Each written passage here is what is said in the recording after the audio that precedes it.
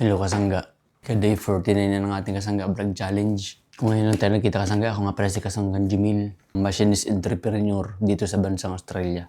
Bakit entrepreneur kasangga? Kasi may sinusolusyonan tayong bagay. Dahil dito sa ibang bansa kasangga, hindi madali. Ang hirap ng sitwasyon natin dito, hindi ibig sabihin na nasa ibang bansa ka. Agad na kagad ang kalagayan mo. Most of the time, laging puso-puso ng ating pagtatrabaho dito. Naniniwala ako kasangga para makaalis tayo sa sitwasyon na yun, sa harapan ng ating sitwasyon. Magnegosyo tayo dito sa ibang bansa, ang tanging solusyon para makaalis tayo sa kaharapan na yun.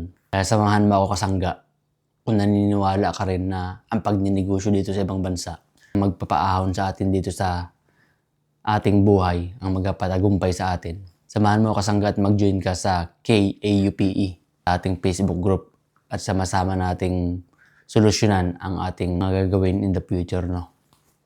Kaya join ka na doon kasangga. Tara kasangga, kain muna tayo ng breakfast at may pasok tayo ngayong pamaga. Sa ating araw ngayong kasangga, samahan mo ako sa ating ika-day 49 na ng ating kasangga vlog challenge, no? Kain muna tayo mga kasangga. Hello mga kasangga. Dito tayo ngayon mga kasangga sa ating computer at mag-i-edit ako kasangga ng vlog. Meron kasi akong mga vlog na hindi pa na-edit nung nakaraan pa na kailangan kong tapusin. Medyo natutuwa tayo kasi gumagana tong maayos na mabilis din yung ating nabiling sale na na desktop nung nakaraan na mini desktop. Nagagamit ko na siyang pang-edit.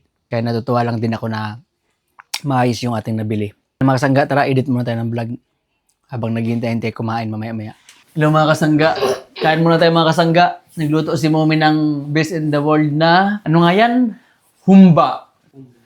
Ala Inday Katuray. Silitas pa rin na bibi po. In the name of the Father, and of the Son, and of the Holy Spirit. Amen.